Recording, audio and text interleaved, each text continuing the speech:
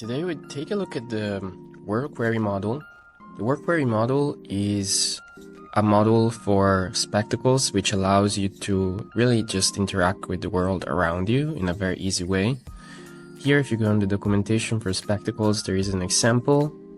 But if you are on Lens Studio, you can also do this and just go in the asset library and go into spectacle sections.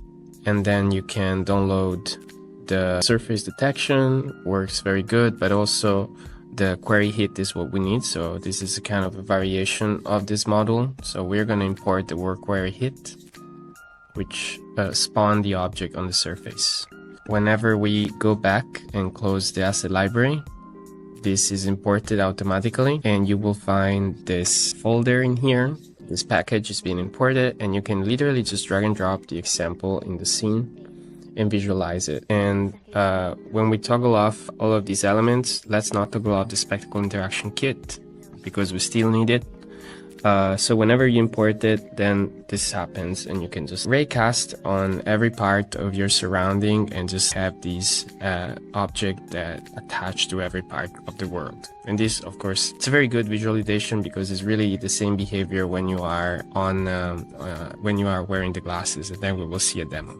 So now what we're gonna do is taking this model and take advantage of the camera service and trying to make it become something that you don't really need to use a ray, so you don't really need to use your hand, but this will be using your head pose.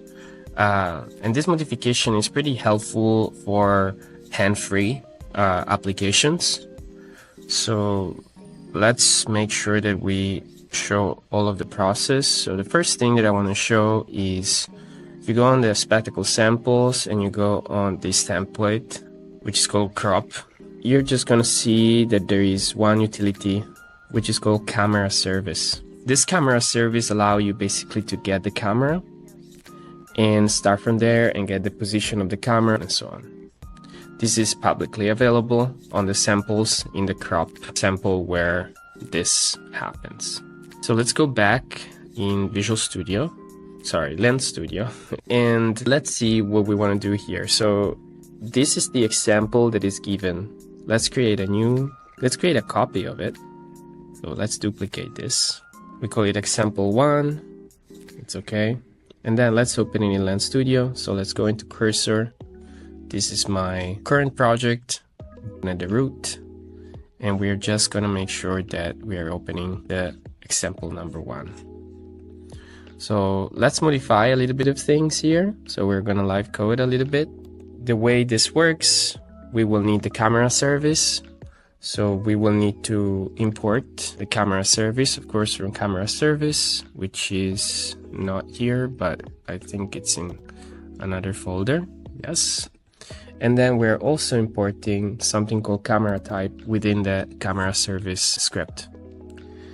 Then after we're done with this, we are ready to start, and we're going to just say we're going to go on our awake function, and we're going to initialize our camera service. So this camera service get instance. We also need to reference it, of course, for variable, so private camera service. And after this, we can maintain this because we still need it. We still need to create a hit session, and we still need to maintain all of these other components. Now, there is the create hit session. Also, this component is going to be unchanged. What we will need to change is how we build our array. So instead of looking at the direction from the hands and the interactor that we have to the direction of the most direct surface that the interactor is interacting with, we are going to change some stuff.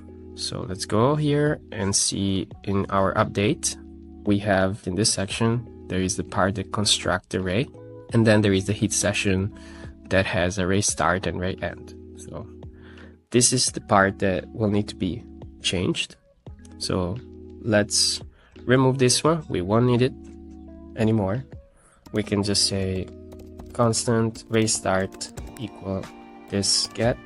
We will do this now. Camera position. So what is camera position?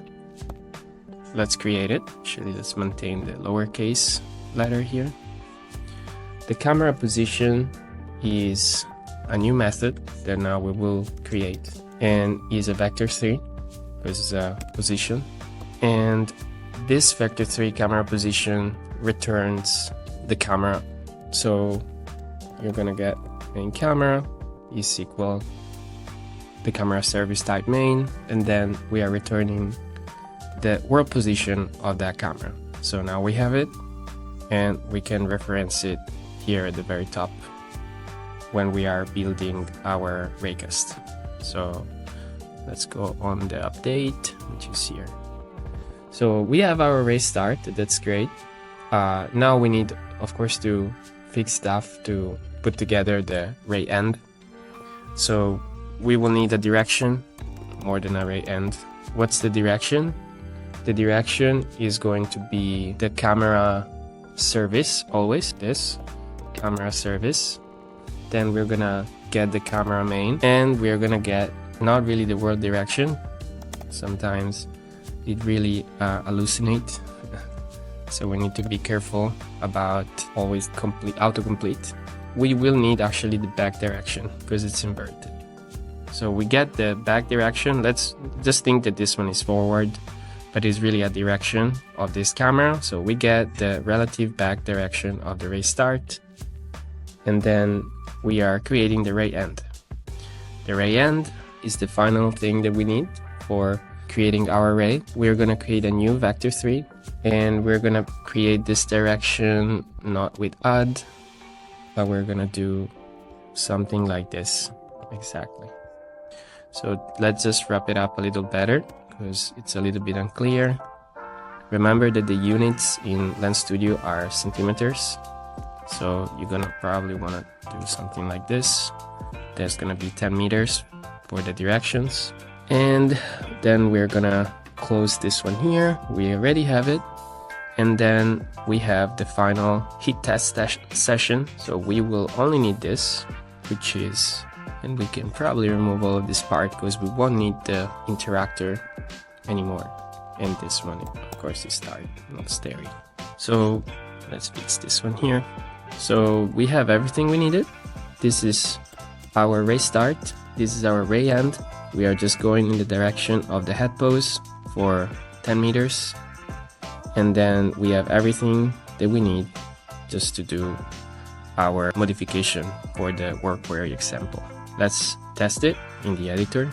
So let's go back in Lens Studio and let's get rid of this one for a second.